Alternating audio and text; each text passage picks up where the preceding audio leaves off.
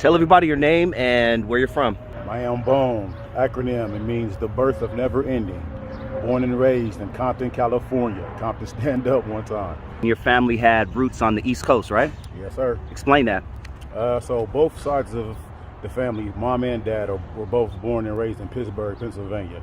And actually, ironically, they met out here in Compton. And that's where I was conceived. Tell everyone where in Compton you grew up. So I grew up on the east side of Compton, off of Long Beach and Alondra. What schools in Compton did you attend?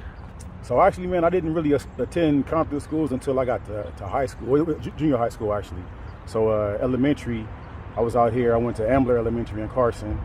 Then I transferred and went to Prairie. Funny thing about Prairie, man, the first day I was there, I told Mom I didn't want to go, but she insisted on me going. So the first day I was there, some essays got at me at a basketball court, put a shank out on me, man. I ran home, told Mom I wasn't going back. So then that's when I entered into Roosevelt Middle School in Compton. Okay. And from Roosevelt, I went to Dominguez. Tell us about Roosevelt. What was your experience like there? Roosevelt was cool, man. I mean, shit, I was pretty much back like a couple blocks and around the corner from the house. All the homies that I grew up with was there, so it was fun, man. It was real fun. It pretty much kept me in my Compton element, which I wanted to be in, which was cool. What was your experience like your freshman year at Dominguez? Dominguez was cool. I had plans on being somewhere else, so I really didn't embrace it too much. But I knew I'm an athlete, and I wanted to play football and basketball, so I hopped on the squad. I was late, so I really didn't get no love. But shit, I just wanted to play. So I mean, Dominguez was cool. I got into a fight at Dominguez, man. It taught me a lesson in life, bro. Like, if you're gonna fight somebody, you do a better swing first. So I got caught one time in the eye, man, and that shit fucked me up. But it also taught me a lesson that I'll never get fucked up again. So that was a good lesson that I learned, bro. Yeah, for real. Now give us the good, the bad, and the ugly about growing up in Compton. Shit, I'll give you the bad first. The bad, man, is that you never knew if you was gonna make it out of Compton. I mean, shoot, pretty much the life expectancy was 21 years old. You know what I'm saying? If you was lucky. So I don't really deem that as being good. The good parts, man, is that shit. It taught you a culture. It taught you a way of life, bro. Like, you from Compton, man. You don't back down to nothing. You ain't scared of nothing. I mean, cause shit, you are taking survival chances every day. You know what I'm saying? So I think that was it was great for me. You know what I'm saying? It helped me to become who I am. It molded me for sure. You know what I'm saying? So I think that was a good part. It's a not so good part is that it's Compton, man. So you always gonna get the Compton stigma. Like, Compton is bad. Can't nothing good come out of Compton. But shit, greatest comes out of Compton, man, daily. You know what I'm saying? So I think that's my take on Compton. When did you first fall in love with music? So, man, I first fell in love with music probably around 11 or 12. I had a buddy across the street that lived across the street from me in Compton. His name was Virgil. Him and his buddies would always start rapping and just writing down raps. And I was like, damn, they was making that shit work too. And then I remember listening to K-Day back in the day, you know what I'm saying, with Rakim and My Melody. And that shit just stuck something in me, man. It struck something in me too, where I was like, well, shit, they doing it. My partner across the street doing it. Shit, I'm about to just start writing too. So that's pretty much where I fell in love with it at, man. And then not to even to mention, bro, like at the end of my block, NWA's bodyguards lived there. So I would see them cats like often, you know what I'm saying, just rolling through in Benzes and just big chains and just big wops of money. So I was like, well, shit, I want to do that too. Yeah, your area that you lived in bred so much talent. Yeah. DJ Speed from NWA. I mean, Dr. Dre literally lived in that area off of Greenleaf. Sin Loke from Banging on Wax. Yeah. MC Ren was in that area. I mean, Easy-E, exactly, yeah. So was Rakim the person who you saw that you were like, I want to do that? Or who was it? Not just Rakim. I mean, Rakim was one of them, but shit, Method Man, Red Man, Ice Cube, King T, Public Enemy, KRS-One. Shit, man, I can go on and on, bro. Fat Joe, Daz Effects, you know what I'm saying? Tupac, Biggie. I mean, those are pretty much obviously ones. Shit, even MC Ren, bro. You know what I'm saying? Yeah. So they really like put a stamp, you know what I'm saying, on kind of what I wanted to do. And my goal was to just kind of embrace them and just combine all of their styles and put it into my own, and then stamp my own style. So that's good. I mean, that shit was a great news to kind of look up to and grow from. How old were you when you wrote your first rap, and do you remember your first rap? And don't lie to me, motherfucker, because I remember mine. Man, shit, I think I was like 12 when I wrote my first raps. Man, let me see if you can remember. I would love to catch a few bars. Thousands of rhymes ago. I know, dog. All right, I'll share mine with you from what I remember. Because I went by MC Blackout. Okay. So it was blackout, not white out. Step up to me, I'm gonna knock your ass out. When I'm on stage, I make the girlie scream and shout. Something, without a doubt. Some shit like that. Damn, man. If you don't remember, it's all good, man. We'll come. Yeah, we maybe come back. All right, cool. I'm gonna get that shit out of you. I'm gonna get it out of you. All right, then you transferred to Downey. Yeah. That's where you and I met in 93, I believe, 93, 94, one of those years. 93? Yeah, 93. What were your first initial thoughts of Downey? Because I know when I moved there from Bell Gardens, I thought I moved to Beverly Hills. Bruh, for me, it was just white. Yeah, I mean, I've been around some spots, but not in some spots where it's just like white. You know what I'm saying? Like everybody white, damn near. So that was like a culture shock for me. I mean, it was cool because I mean, I'm all about embracing change, bro. You know what I'm saying? So I think that was the initial thing. And then, two, it was like, let me find my way in Downey. You know what I'm saying? Let me see who I need to link up with and click up with. And clicked up with the SPGs, you know what I'm saying? And shit, from there, man, it was good. I mean, we built our own bond, had our own clique. And shit, pretty much ran the school, even though we were the ones that was probably in the minority. You know what I'm saying? But we made our presence felt, bro. Cafeteria crew. Yes, sir. Couldn't nobody walk through there if they wasn't not welcome. You're a father? Yes, sir. Of 3. 3 kids. How old are they? The youngest one is 8. Middle one is 17. The oldest one just turned 22. Bless. That's a blessing, man. Yes, sir. You are not only a father, but you're a young father. Yeah, you and I had kids within like a year and a half. Back when we were, in our early 20s. Yeah. What was the hardest thing about being a young father looking back? I would say, man, you just compromising and sacrificing, man. Like all the stuff that you wanted to do that your homies was doing, you couldn't do because you got a little baby back there, you know what I'm saying, that's dependent on you, you know what I'm saying, to provide. So not to say that it was hard, but it was hard to cut off, especially when you just like into doing what you want to do whenever you want to do it, and now that comes to a halt. Yeah. So yeah, I think that's the hardest thing. The hardest and probably the most rewarding thing too. Because I mean, it is a sacrifice and it is a struggle too. But once you overcome them struggles and sacrifices, man, you look at the other side and what you have created. That shit is beautiful. So yeah. Right now, there's this young man going through what you were going through 22, 23 years ago. Just found out you're going to be a father. A lot of feelings, a lot of emotions, a lot of uncertainties. What advice would you give to that young man? Fuck the clubs, bruh. Fuck social media. Dig deep, 10 toes down to the ground, and get your hustle on, bruh, and just be a provider. Because your kids will thank you tenfold later on. And even if they don't, man, you'll thank yourself for being able to step up and do that. Yeah, man. Have you ever had any near-death experiences? Yeah, bro. A few of them, a couple of them actually. Okay. I'm aware of a few of them, but talk to us about the time that you almost lost your life in a car because of someone else's doings. What led up to that, and without naming any specific names or sets or anything. Well, shit, it was the homeboys' arrival day, so we all about like I would say 4 of us smashed out to a club. Actually, more than 4, but it was 4 in this particular car. And we pre-gaming, getting right for the club. It was in downtown LA.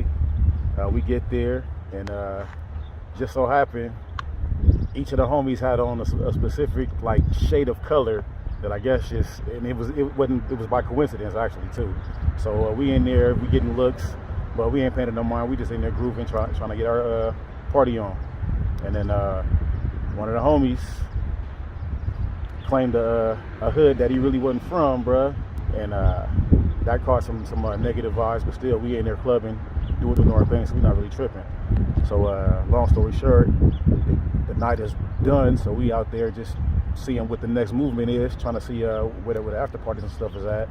We get a key to one, we hop in the car, we get a Hennessy bottle thrown at the car, shattered and everything, and nobody like got heat with him at the time, so we just like, you know what, it's time to roll. So we hop on the freeway, 110. And this is how I know it's a higher being, man, because something just told me, a voice just told me, like, put your head down now. And as soon as I put my head down, somebody shot through the window, actually where my head would have been. And the bullet penetrated the window. It ended up sticking in the driver's side, the driver's panel, door panel, actually at the top. And so I say I know it's a higher being out there, man, because if I didn't trust that voice and put my head down, you know what I'm saying, my head would have been gone. And even though I put my head down, I still heard like ringing in my ears, like as if I did get shot, you know. So I'm checking myself for blood and stuff like that. And then, you know, luckily it wasn't no blood.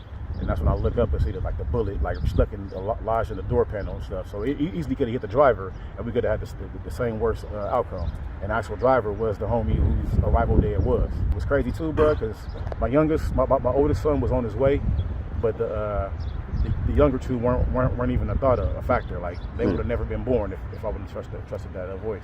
Wow, man. Yeah, that's crazy.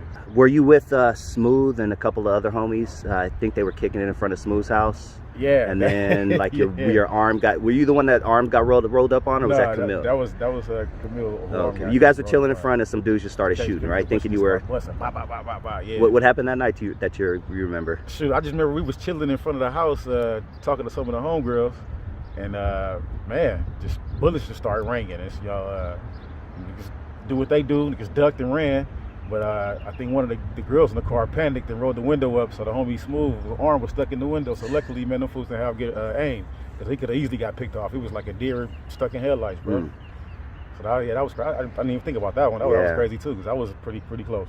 Once again, my man is not part of any set. It's just this is just living in the hood and people thinking you're from a certain neighborhood because you're hanging out in that neighborhood. Yeah. And the war's going on in the street. Damn. Yeah, bro. Yeah, the '90s was really crazy, man. Like, even for civilians like ourselves, not just, you know, necessarily for gang members, but shit, just walking to the corner store. There was a time where you hit a corner and there were like 40 Crips on one corner just chilling, or 50 essays just hanging out. Just waiting. You know, what do you remember about the '90s, man?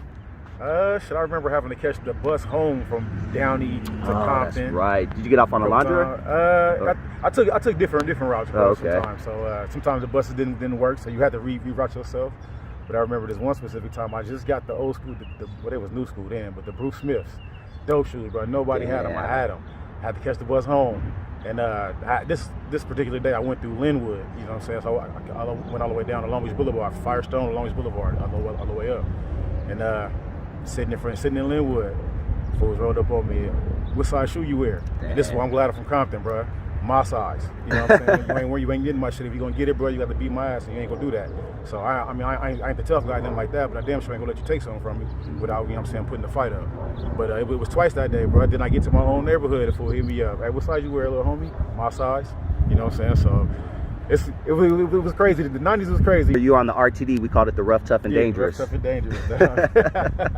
When you're on the RTD, you're going through several hoods. So whoever gets on that bus, you never know where they're from. They don't know where you're from. So it was crazy, man. But it birthed some great hip hop in 1992.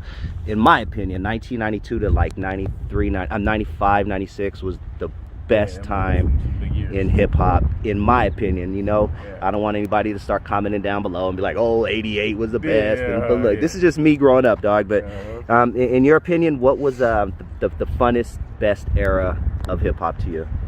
I would have to say, man, the '90s and early 2000s, because that was like high school and college. And I mean, like, so you're really hearing music, and I went to school with cats from all different parts of the world. You know what I'm saying? So. Just hearing the type of music they listen to, whether it was, you know what I'm saying, music from the South, music from like overseas or whatever, it was good content being put out, man. And it was different, and I like different. So everybody wanted to be different, right? Now it seems like everybody wants to, and that's the old. Maybe we're old guys, I don't know, but it seems like everybody is trying to get this certain type of flow. Now back then, you would not want to bite it. You wanted your own style. Outkast didn't want to sound like EPMD. EPMD didn't want to sound like Wu-Tang. Wu-Tang didn't want to sound like Too Short. For sure, bro. Yeah, man. But it's I feel like it's definitely watered down now. Like you said, to your point, man. I think like a lot of cats want to be the same. And in that era, we came up in, the cats wanted to be different. You know what I'm saying? So. Who's your top 5 dead or alive? Hit me with the quick one. Top 5 dead or alive. Throw you off, baby. Andre 3000 for sure. Method Man, that's one of my influences, bro. A Tribe Called Quest, I just put them as a whole. Busta Rhymes for sure. And I would say Kendrick, bro. Like, I mean, I gotta represent Compton for sure in this top 5. So I would say, yeah. I know I left out a lot of them, but I mean, a lot of people always create the obvious, bro. I like I said, I'm different, so I like to hear different shit. Yeah. Man, like you said, Andre 3000. I'm Nas, Jay-Z. Yeah, I even got Nas. Man, Nas is one of my guys. so much good hip hop, man. What's your favorite album of all time? Mine is Southern Playalistic Cadillac music. Of all time, shit. I might have to go with that one, bro, because that's the first thing I thought. You know, Southern Playalistic. Oh, okay, yeah, man. I should bring back so many memories. Yeah, bro. yeah. I can still pop that shit into the day and play it from front to back. It's a timeless out. It doesn't even. It could have came out in '92, 2002, 2022. It's like it's just a different album. And that's what we were talking about, going back to being different. Yeah. Outkast, nobody is more different than them, and they broke barriers, dude. For sure, bro, and they're still doing it. Yeah, right? yeah. That music can't be matched. Yep. Southern Playlist. It's so you and I can kind of be responsible for bringing players to Downey High School, right? Because me and Bone used to go to the swap meet to get instrumentals and rap over them and things like that. The Southgate swap meet. Yep. And yeah, man, I know now it's condos, dog. I was like, oh man. But we would go there and I always wanted to get like instrumentals that nobody, you know what I'm saying, knew of. Because they would think that it was possibly our song. Exactly. That's exactly what we did. So people, oh, that's your shit. Yeah, man. Yeah. So the Asian dude behind the thing would always let us, hey, can you put that in real quick and let us hear 15 seconds? All right, cool. I'll take that one. But good times, and that's how we came across Outkast. And me and Bone performed our version of was it Players Ball? Players Ball, yeah. That I accidentally recorded over my VCR. To this day, fucking hurts me. Man. Yeah, bro, because that was a nice one, bro. Man. Nice. We rocked that show for sure. We did, dude. Growing up in the hood, what, in your opinion, is the #1 problem in the hood? The #1 problem to me, man, is lack of unity.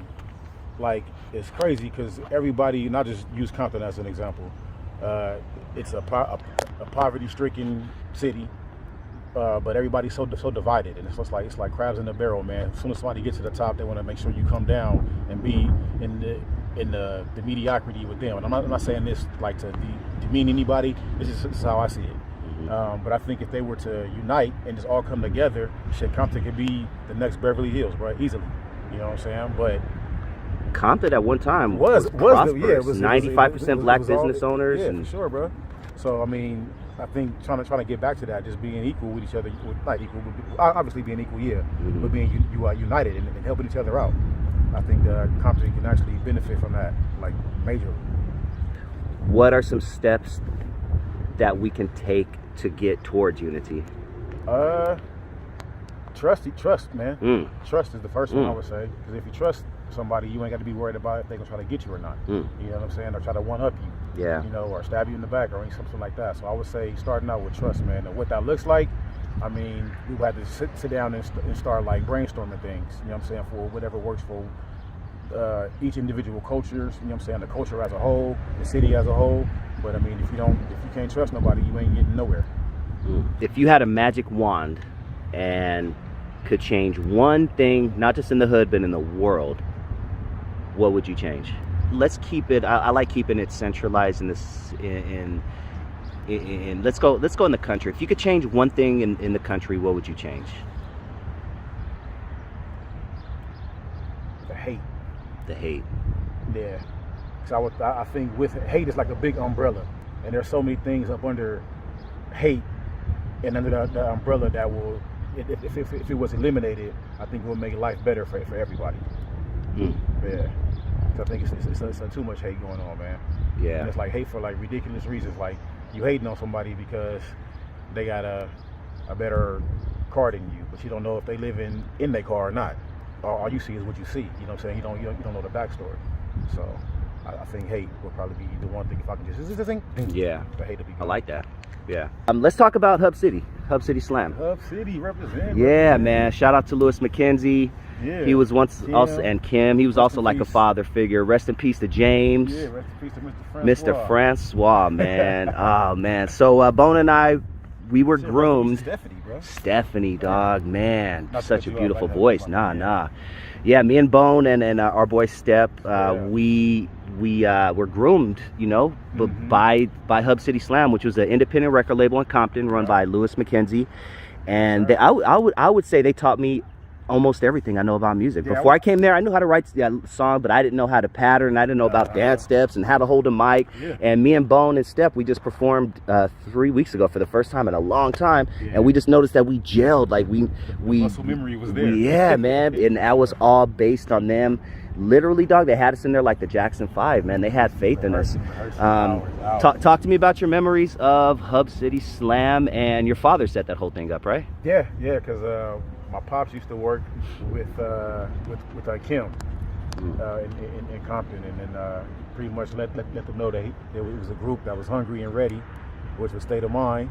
So we went there, man, and I just remember our first song we recorded. I mean, we started from scratch. Give a dog a bone and you can watch him step. State of mind. Yeah. Oh my God. I would love to hear that shit. So man, that song took us like 2 days, dog, to even Remember to, that? like to compose and write it and all that shit, bro. So that was like the first lesson. Like if you really want this music, man, We're falling asleep in the studio. Yeah, remember, I remember that shit. trying to get the verses right. Yeah, because they wasn't coming out if they wasn't right. So I remember that for sure, man. I just remember practicing. I remember just doing a gang of shows, man, and them always like instilling. You gotta like make sure that you get eye contact with the crowd. You can't muffle the mic, and it's crazy. I see so many MCs today. I watch a performance, they're muffling it like this. Dog, you gotta no homo, hold it at the base. Yeah. Yeah, man. So that for sure, and it's stuff that I never forget, man, and I always see it. So I always try to like tell young cats too. But I mean, a lot of them think it's hate. It ain't no hate, man. I'm just trying to help you to step your game up. Shit, I remember doing shows at the Roxy. I remember all the showcases and stuff. Man. We would actually go sit in and learn the business side of, you know what I'm saying, making the music, and you know what I'm saying, the royalties and all the shit like that, man. And Yeah. it's a lot, bro. I remember shit, just making the music, sitting there while Lou's like playing music live and shit, man, and then putting it in the system. Yeah, no diss to Ice-T, but how many times do we hear his freestyle? Yeah. At random shows. A lot, bro. Hey, I got this freestyle on deck. I want to try for y'all tonight for the first time ever. By the third night, me and Bone were like, man, we know this whole shit by ourselves. Shout out to Ice-T though. Yeah, the House of Blues, man. We rocked a bunch of shows, huh? A bunch of festivals. Yeah. Man, Good times. I would say the two that they kept us out of a lot of trouble, man. Like, yeah, for sure. Because if we weren't in the studio, we would probably be hanging out even with girls and getting shot at and dumb random shit like that. Yeah, because we was packaging our own. We were what do you call it? Shrink wrapping shit. Shrink wrapping shit, yeah, all that shit. Man, putting the fucking shit on the tapes and all that. Bro. Yeah. That's probably dating us right there, but fuck it. I mean, those it's are all like good. Great lessons, bro. So when you sit down to write, what inspires you? You know what, man? As I get older now, it takes more, I would say, to give me the right stuff. Like I'm not like easily influenced. Like, oh, cool, let me write this down real quick. Because I've done that for decades now. So I mean, sometimes, man, it just take a little head trip. You know what I'm saying? Whether it's on the little shroomies or it's on some nice clone guy herbs, and just sit there, man. I need like the ambiance got to be right. I gotta have the crazy lights. I gotta have the, you know what I'm saying, the music going. You know what I'm saying? And then sometimes them ideas just come like that. What's next for the birth of Never Ending? State of Mind right now, bro. We got a new EP. Trying to drop an EP every 3 months. I'm still in the band called Special Blend. It's like a reggae fusion band, doing shows, live music, which I want to eventually put on a big show where State of Mind and Special Blend can come into one and make something major of that. So any like solo projects that either of us have going on, we can also just get our stuff off on then, and then at the end of the day, just come up in a big ass group. And I know, speaking for myself and speaking for State of Mind too, I know we would love nothing more than to rock in front of a live band. Hell yeah, you know so I want to put that together. Hopefully. That'd be sick. Hell yeah. Where can everybody find you? You can find me at The Birth, THABIRTH, on Instagram. That's pretty much where I'm at, man. I mean, that's where I would prefer. Thank you for tuning in to Dusty Vision TV. Please hit that like button if you have not already. And if this is your first time joining the channel and you like what you hear, please hit that subscribe button. And if you enjoyed this video, you just might appreciate this bonus clip I'm about to play for you right now.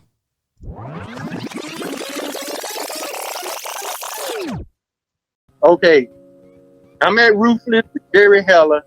He get a phone call from Dr. Dre. Dr. Dre said he ain't got no money for Christmas, man. He want to have a good time for Christmas for all his family and stuff. And so Jerry told Mike said, okay, Animal, take him over there and give us, I don't remember if it was 30,000 or 50,000. I don't remember which one it was. I'll be lying if I said which one it was. But it was either 30,000 or 50,000. And Jerry Heller got the check, and I took it over to Jerry Heller's house over in Calabasas. And then we met Dr. Dre over there with one of his cousins. She was a girl. Dr. Dre took the check from Jerry, and they shook hands. And then Dr. Dre told Jerry that he would be to work on the 3rd of January, because that's when y'all had to come back to work after Christmas. No problem. So the 3rd came, no Dr. Dre. The 4th came, no Dr. Dre. The 5th came, no Dr. Dre. So Easy started calling around like, where you at, man? I'm supposed to come to work. Dr. Dre was like, man, I'm still having trouble with my contract. And he was like, how can we work it out? He said, why don't you come by the studio tonight between 3 and 6 and let's work it out. So Easy said, okay. You know, like, my client always getting on Easy about going places by himself, but Easy was like a nigga that wasn't scared of shit, man. He just rolled by himself, man. So Easy rolled over to the studio to look for Dr. Dre. When he got there, Dr. Dre wasn't there. It was Suge and his goons there. And that hurt. That hurt Easy real bad. He said, man, these niggas could have killed me, and Dr. Dre set me up, man. He said, like, why would Dr. Dre do that to me, man? We brothers, and we came from the same bullshit, man. And them niggas killed me, and all because he had me come over to the studio, man. But believe it or not, later on in life, he forgave that nigga for that. That's the fact. He was. He forgave Dr. Dre with that. They actually was talking about doing another NWA album together, but it had to be with no Jerry, you know, like that. But, and then after that, man, things just changed between Easy and Dr. Dre when he set him up like that, man. Wow. So Dr. Dre betrayed Eazy-E. He set up Eazy-E and put him in a situation that could have eventually led to Eazy losing his life. Because at that time, Suge Knight was not messing around. Thankfully, that did not happen, but what a crazy story.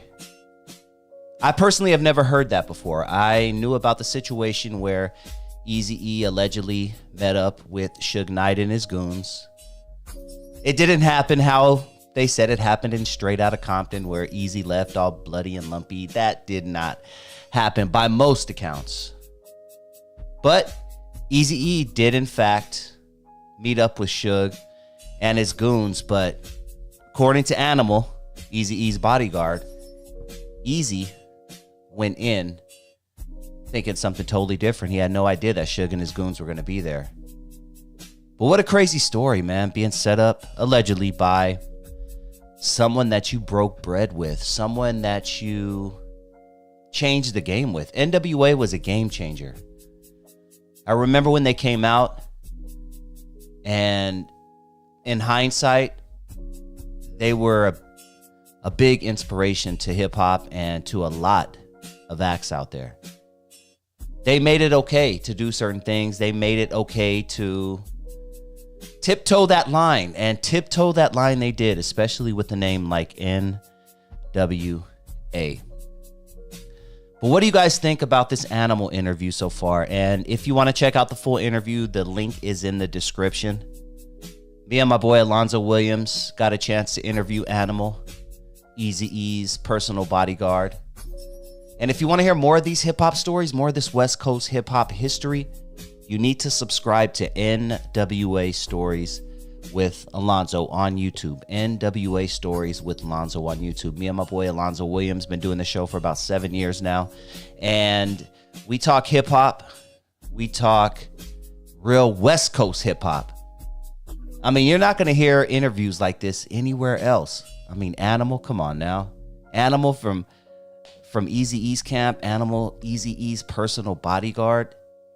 We also have a dope interview with Mike Klein. He was the head of security, and he ran a bunch of stuff up at Ruthless. And according to most accounts, Mike Klein was the only person that Suge Knight was really, really afraid of. A no-nonsense type of dude. And I will post that link in the description as well, so you can check out that interview with Eazy-E and Ruthless Records head of security, Mike Klein. Very, very interesting story. But please, if you haven't already, hit that like button. And if this is your first time joining the channel and you like what you hear, please hit that subscribe button. Before NWA in the 80s, no one was calling himself the N-word as a term of endearment. When they called someone the N-word, they were calling him, what's up, man? What's up, man? Like, it was all, you were the enemy. You were like a piece of trash N-word. That's what it was. It would go back to people who are in their 50s and 60s and 70s now. When they were growing up, nah, man, N-word, that was not in their vocabulary. Unless they were talking about that N-word that robbed them. Yeah, man, don't be hanging around with Tyrell. That N-word be robbing them up, man. That's how they referred to N-words. It wasn't like, that's my N-word. I love him. I'm going to die for him. I love him, man. That's my N-word. Oh, that wasn't until the 80s, man. You young kids who think that's been around forever. I'm still old enough a little bit. I was 6 and 7 and 8 and 9 and 10 when I was in the 80s, but I still know shit. I remember shit. I talked to people. I researched. Ain't nobody before NWA. NWA popularized the N-word. Straight up. They had a group called NWA. N-words with attitude. Man, could you imagine how that went over back then? Because once again, people weren't walking around N-wording each other like that. Nowadays, you release a group called NWA, yeah, join the line. There's 17 others. But back then, NWA, no, wait, what? And they were ran by a Jewish dude named Jerry Heller, who was representing them. Wait, what? Yes, that's why NWA is so revolutionary, because they were doing things. They did things like that. I mean, the name right away. The name was controversial as heck. And I used to love hearing the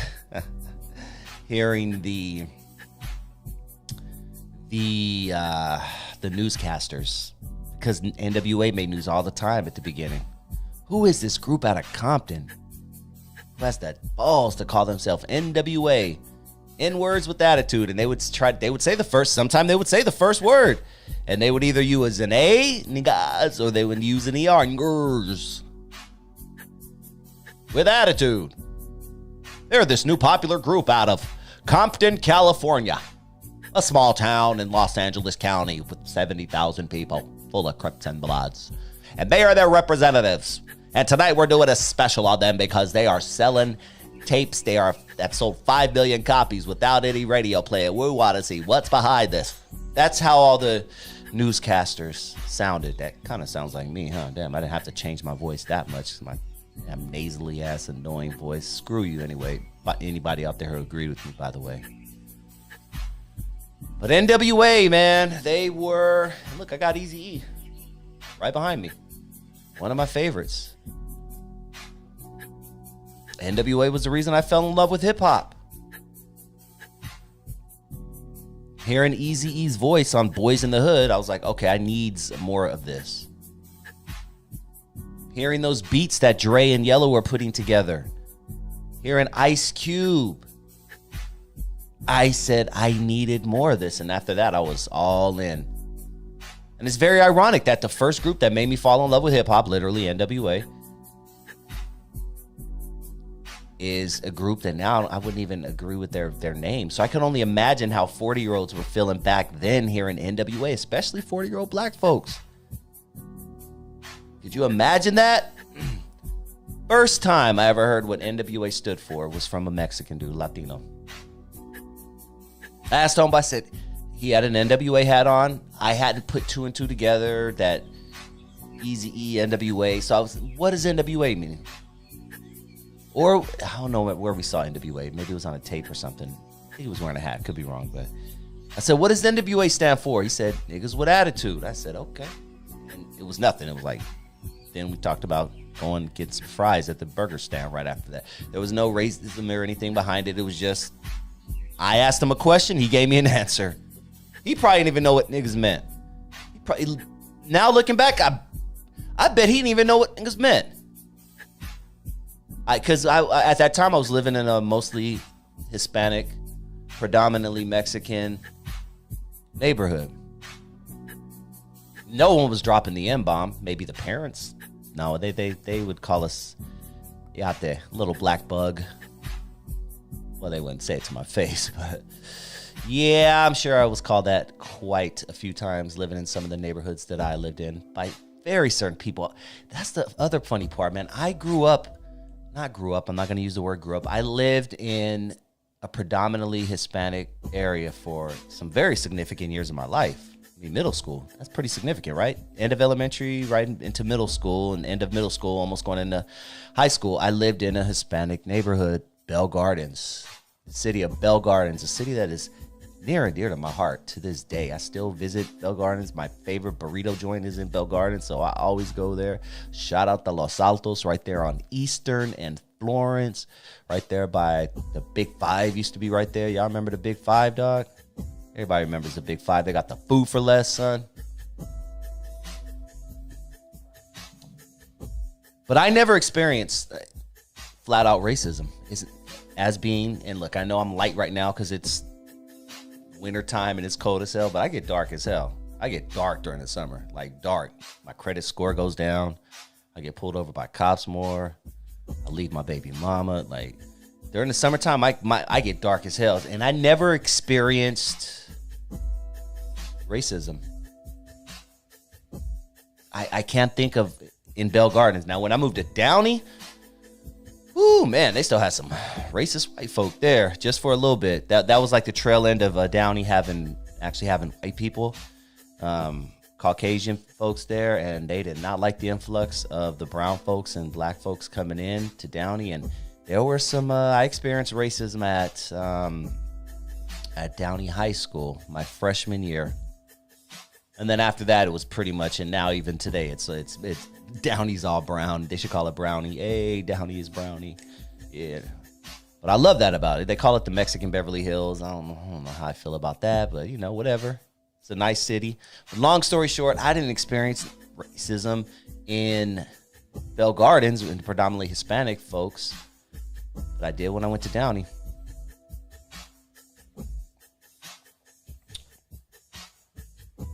And that's for my friends out there who think blacks and browns don't get along, or you hear this other false narrative on YouTube that blacks and browns don't get along. Man, blacks and browns get along perfectly fine. Now, if you're a gangster in the streets and you live a certain lifestyle and you adhere to a certain code, then yeah, it's probably not. It's not the same way. But if you are an average, regular civilian and you live next to a Hispanic person or a black person, odds are you guys get along very, very well.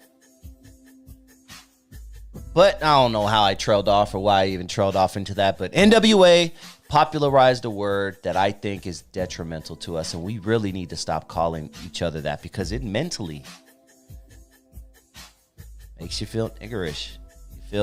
You want to feel like an N-word that don't give an F. And no, I'm not no N-word that don't give an F.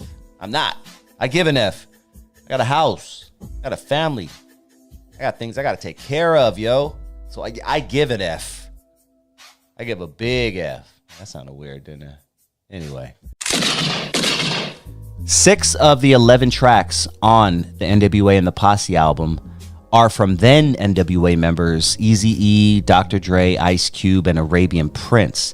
MC Ren, actually, and DJ Yellow were not part of NWA yet. However, Ren did appear on that cover photograph. The day before, they said, well, we're gonna take the picture about, I think it was about 1 or 2 o'clock.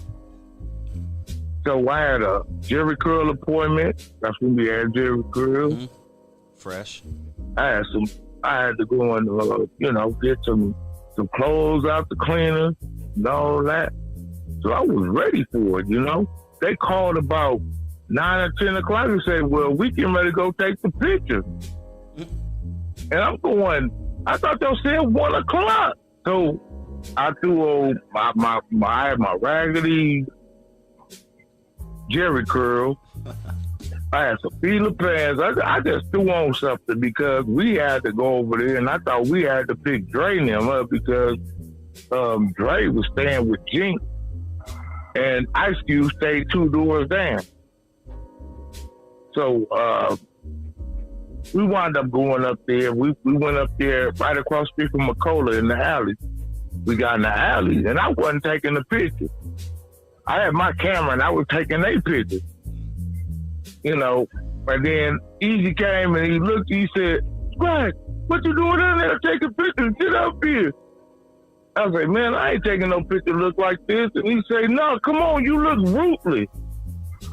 I said, "I don't look ruthless, I look like a fool."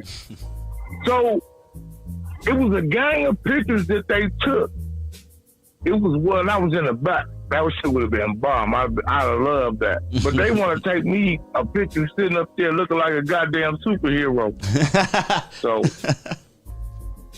And here's some more history for you. 4 of the album's tracks were from the Fila Fresh crew. I remember that name, the Fila Fresh crew. And I remember as a kid, before the advent of the internet, like, man, whatever happened to the Fila Fresh crew? But I didn't realize until later that the Fila Fresh crew included a rapper by the name of Doc T, who would soon rename himself the DOC, the Lyrical Beast. We know about the DOC, man. It's getting funky. It's getting funky. Ooh, it's getting funky. It's getting funky. Ooh. Dre actually discovered them in Texas, where a DJ friend of his, Dr. Rock, had invited him to perform at a nightclub where the Fila Fresh crew were performing. Now, these 4 tracks had previously been released by Ruthless Records. When you look on the cover, everybody got 8 balls. I drunk mine. Everybody else was pouring their shit out. Oh, they didn't really get, because they didn't really drink. Because, look, check this out. Because when we got to that goddamn the place where we took the picture, if you look at the picture, you notice it's a gang of fluorescent colors, because that's the only spray paint they had. Yep. You notice, look at the cover and look at the color of spray paint. That's the only spray paint they had. Oh, shit. NWA in pink. I just you see that caught fluorescent colors? Yep. In the back, they're yellow. Nobody right else didn't catch that, because nobody else know that. That's just some fluorescent ass colors. I'm gonna tell you something else. I told Jinx to get off the wall. I was like, Jinx, get off the wall. They gonna put some letters over your face. They did, huh? Yep. That his face is covered by the A. So I told him now. Damn. I say now everybody. I thought my picture was up, but see now anybody could say that was them up there on that wall. So this album went gold. It was released on November 6th, 1987. And think about this real quick. It went gold really quick, then like platinum and like double platinum and all that. But for an album to go gold, 500,000 copies, think about that, with no radio play whatsoever. No radio play. That's amazing. It's all word of mouth. all people were talking about in the streets is this group called NWA. Specifically, there's this dude who I think he's 15 years old, because Eazy-E would troll people all the time and mess around with them and be like, yeah, I was born in 73. And if you did the math, they're like, wait, so that means you're only 15 years old? I remember doing the math myself. Eazy-E was one of the first trolls. That's a whole other story. But no, this album traveled strictly by word of mouth. It's traveled through the hood. It definitely traveled into white neighborhoods, dude. White people loved this album, dude. There was times where NWA and the Posse were performing to strictly all white crowds. Keep in mind, this is the 80s. That's crazy. And these white people in droves were coming. Excuse me, this whiskey got me hiccuping. Woo. They were coming in droves to check out this group that had the balls, had the gall to call themselves niggas with attitude. I mean, making a record with cussing on it back in 80, 86, 87, no, that's unheard of. You know, your thing was to try to get your music played on the radio. And you pretty much killing yourself by making music with cussing in it, because they're not going to play it, you know? And it wasn't no venue, wasn't no lane for that, you know, and he made the lane for that. He just really expressed, you know, he really did what he wanted to do, and it worked. A man by the name of Luigi Mangione took the life of United Healthcare CEO when he walked up to him from behind and bang, ended his life. Now, before we dive too deep into it, when you first heard that story, what were your thoughts? This stuff is going too far again. I turn from one channel, they talking about Jay, and I turn on the next channel, they talking about Luigi. This man standing behind this businessman with a cannon, with a suppressor on it, popping off in New York City. I was just thinking like, damn, man, what kind of world are we living in, man? I don't know, I guess the world just seems different to me now that I'm on the citizen side of things, at least mentally. I'm still incarcerated, but now I think like a civilian. And gunplay and all of that kind of stuff is not an option. And I'm starting to realize just how dangerous the world is, even for a person that's a civilian. That's what I was thinking. Yeah. You know, do you think the world has always been like this? Not the world. Let's talk the country. Do you think the country's always been like this? Or do you think now we just have so much social media and everyone has a phone, everyone has a camera, everyone has this, there's news outlets everywhere. You know, back in the day we had 5 channels, right? 2, 4, 5, 7, 9, 11, and 13. We had 7 channels, you know, but now it's everywhere. Do you think that it's always been like this, like I said, or that it's just thrown in front of our face more? I think it's been this way because I can just look at it on a micro scale with the inner city in the hoods. When I was growing up, we used to hear stories about dudes getting whooped by the police, getting killed by the police, getting dogs sicked on them by the police, and all of the different things that was going on in the streets, hood to hood. But you didn't see it. You couldn't see it as much. There was no social media. You might catch a story here and there on the news, but there was a lot of people getting killed with police brutality and that sort of thing. Now, it's commonplace because you see it on the news all the time. But it's been that way, and that's what we've been saying. And a lot of those people who committed those crimes got away with it because there was no social media. There was no cameras. There was no camera phones to record it. It was their word against another person's word. And we all know whose word stood up in court. And people weren't even getting indicted, man, but this stuff was happening. I can think of several people within my housing project alone who were killed through interactions with law enforcement, and nobody was held accountable for it. All we have is the police report and the family or the eyewitnesses report about what really happened. It's like that, man. You know, it's like that. That's the world. That's our country. Yeah, I would love to go in this direction since you brought that up. You know, black folks have always been getting whooped by the police, going back to days since there were police in this country. something big that happened in 1991, and I'm old enough to understand the significance of this as well. But we saw with our own eyes, we saw Rodney King get whiz-zaza-zooped by police, which is something that, once again, you mentioned earlier, we only heard of. We knew about it. It happened, but we didn't see it with our own eyes. You are old enough to remember this story, but when you were, you might have been young, out doing your thing, but even in hindsight, what are your thoughts on how significant that was? This call and your telephone number will be monitored and recorded. How significant it was to see for our own eyes a man get whooped by the police like that. Man, that was shocking. That was shocking. I've seen encounters with people in my community with the police that turn into fights.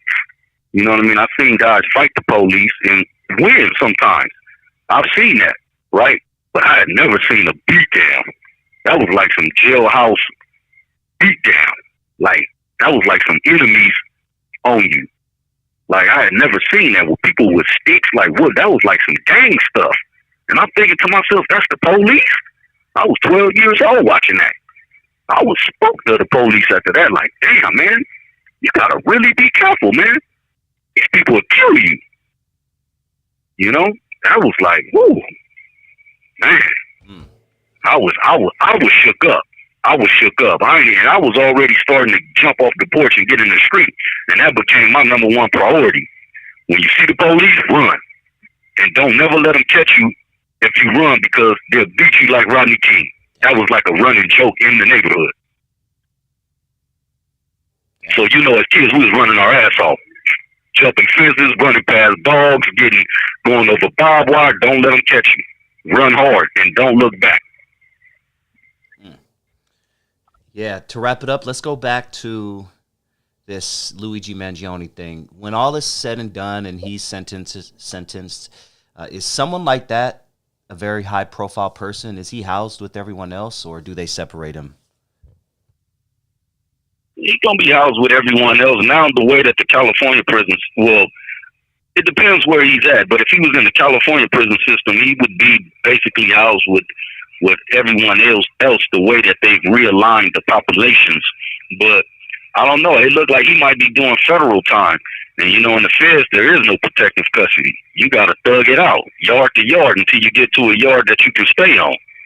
So, yeah, he going, he gotta handle his scandal when he get there, But to the family of the deceased, we send our prayers out to him.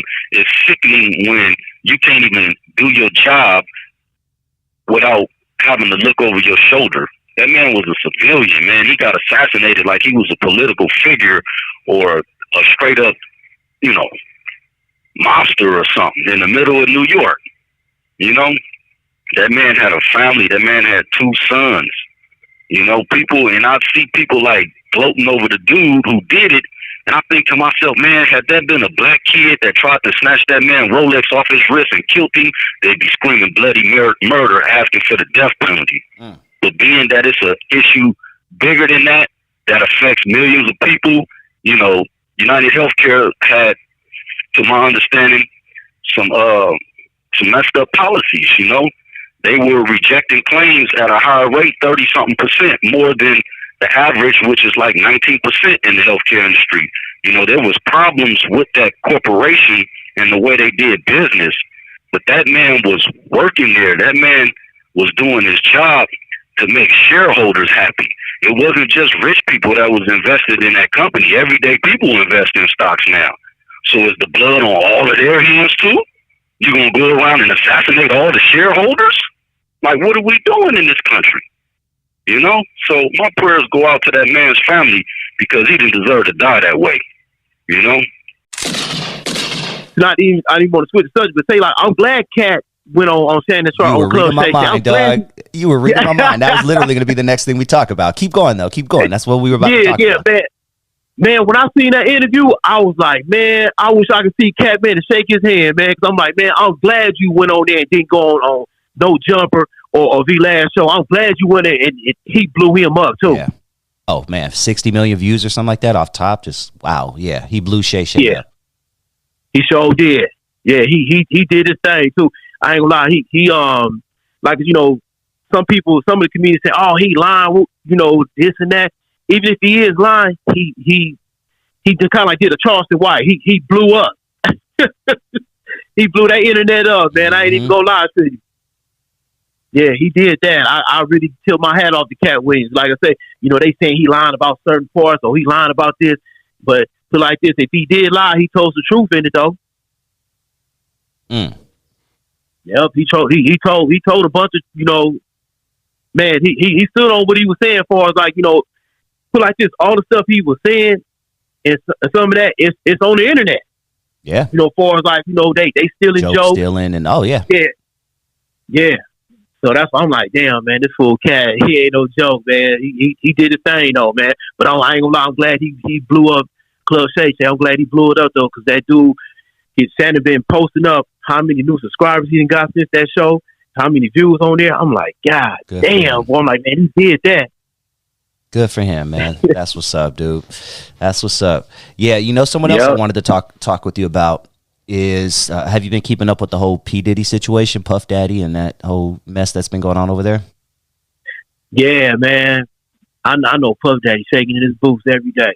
Yeah. I know he hoping like hell that somebody else don't come out on me, because and then it's like, I don't know if they gonna charge him with something. I'm like, why is it taking so long? I don't know if because they investigating on it what, but man, it's so much stuff going on. But it's crazy though. Everybody been talking about the gay stuff about him for years, so that ain't nothing new.